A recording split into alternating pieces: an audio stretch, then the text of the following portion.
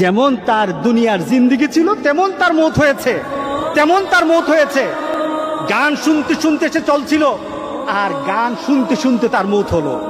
এবার বলেন তো দেখি, তাকে কাল হাসুরের দিন কি কোরআন তেলাওয়াত অবস্থা উঠবে নাকি গান অবস্থা উঠবে?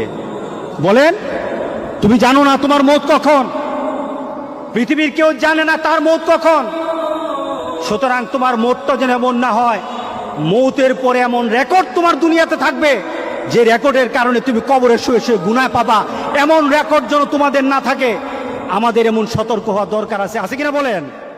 যে নবীর নাম শোনা যায় মসজিদে মধুর আজান, যে নবীর নাম শোনা যায় মসজিদে মধুর আজান। সে নবীর দিদার পেলে দোজখ তোমার হবে হারাম, সে নবীর দিদার পেলে দোজখ তোমার হবে হারাম। যে নবীর নাম শোনা যায় মসজিদে মধুর